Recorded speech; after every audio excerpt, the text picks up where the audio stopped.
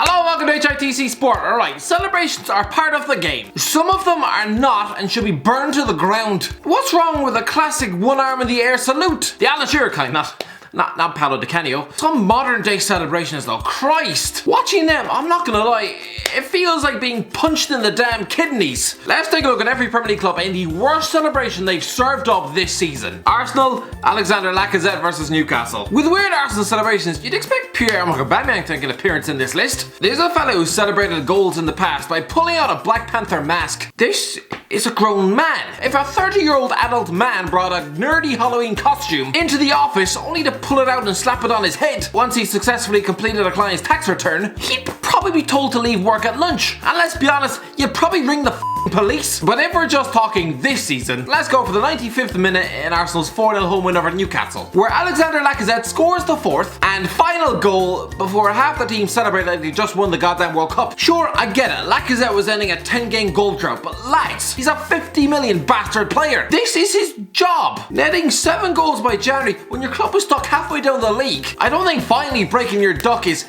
something to be wildly celebrated.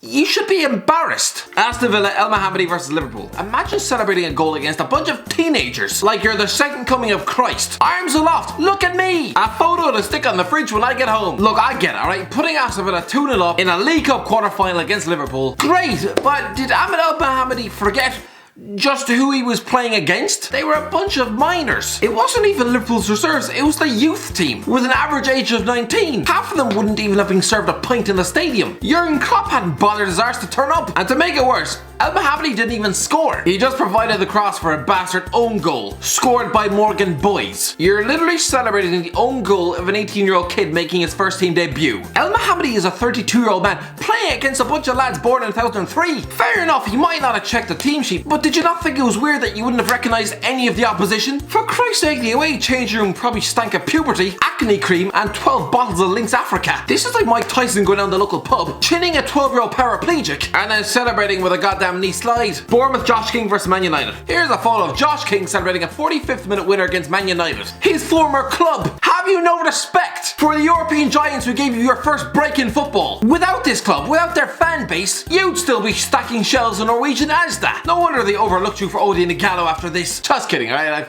I have no problem with footballers celebrating against their old clubs, but for Bournemouth I couldn't really find a weird celebration. To be fair, they haven't scored that many goals. Brighton, Alireza Jahanbakhsh versus Bournemouth.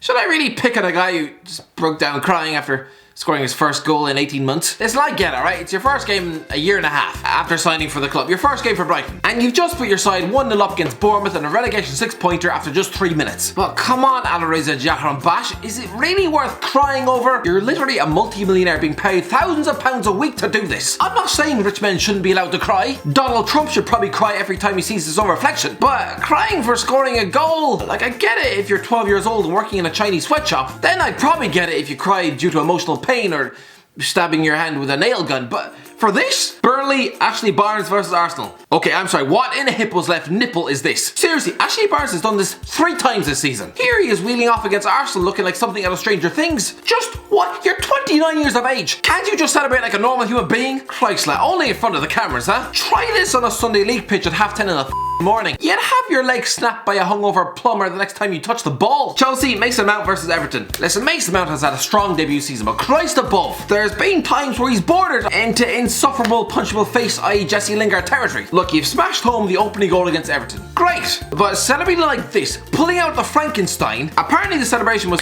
supposed to appease an annoying internet celebrity. This is what's wrong with modern football. Instead of celebrating with the fans or celebrating with your own teammates, you're dancing around to gain the approval of a man called Chunks. Try this in Roy Keane's dressing room, he'd probably break your ankles. Crystal Palace, Christian Benteke versus Everton. Imagine you're a £27 million footballer, being paid £100,000 a week. You go 34 games without a bastard goal, and finally, when you do break your duck, you celebrate as if you're one of the greatest athletes of all time. Listen, Benteke, if I was you, a big money centre forward without a goal in over 30 attempts, as soon as I did get one, I sort of bow my head and beg the fans for forgiveness. This is your job. Do not whip out a LeBron James celebration. Just meekly trudge back to the halfway line. Just sort of fade into the background. Don't bring any attention to the fact it's your first goal in over a year. If a fireman went around putting out fires once every 18 months, you really think after saving a cat from a tree, he then deserves to whip out a cocky celebration like this after watching 30 houses burn to the f***ing ground?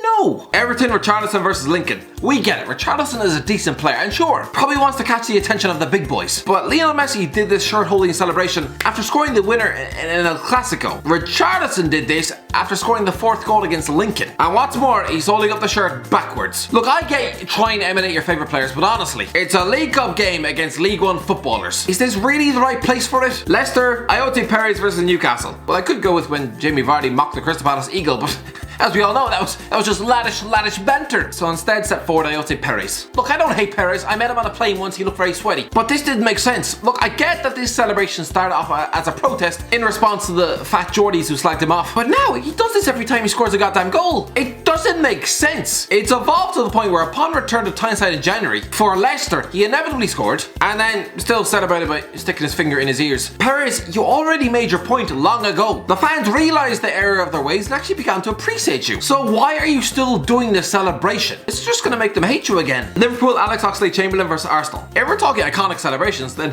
Trent Alexander-Arnold pulling out the Kylian Mbappe armfold against Leicester. Who'd have known grabbing your own nipples would become the biggest celebration in world football? If we're talking weird celebrations, how about Alex Oxlade-Chamberlain's non-celebration against Arsenal in the League Cup? Listen, I know he's showing respect for his former employers, fine. But you've literally just spanked him a 30-yard volley. The goal of your life. Celebrate. No one's going to be mad. Man City, Raheem Sterling versus Liverpool. Let's go back to the first goal of the season. August 2019, Raheem Sterling puts Man City 1-0 up in the Community Shield against Liverpool and then punches the air in delight. Lads, I know, scoring against your former club, it's fine. Celebrating, sure, but Sterling and Liverpool have a history. After everything that's happened in a glorified preseason friendly,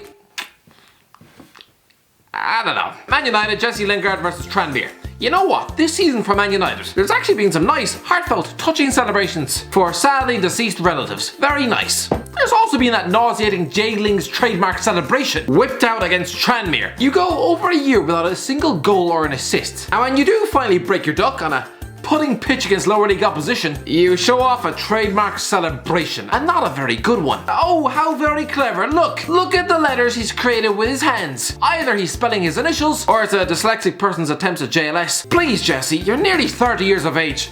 Please just retire it. Newcastle, John Joe Shelby versus Sheffield United. Okay, let's be honest, we all know the worst celebration involving Newcastle this season was just some fat Geordie reacting to Alan St. Maximin curling home the winner against Oxford by whipping out his genitals. What a weird and confused young man. If we're talking players, then as always, John Joe Shelby, celebrating like the creature out of Pan's Labyrinth. Don't get, this is a guy who spent his entire career trying to avoid comparisons with Lord Voldemort. So, he's celebrating every goal of his professional career by hoisting up a pair of makeshift glasses. Is that really the best way to distance yourself from the franchise? Next he'll be drawn on a scar. Norwich, Todd Cantwell versus Everton. Todd Cantwell is going to be a top quality footballer, sure. But why is there a recent trend of up and coming upper class footballers celebrating by trying to dance? Last season we had Declan Rice whipping out the gun lean. This season we have Cantwell putting Norwich a goal up at Goodison Park before celebrating like an uncoordinated white boy in the middle of a packed dance floor after one or too many Smirnoff daiquiris. Christ above. Sheffield United, Billy Sharp versus Reading. Okay, Sheffield United is quite easy. Go back to 2 weeks ago, Billy Sharp smashing home an extra time winner against Reading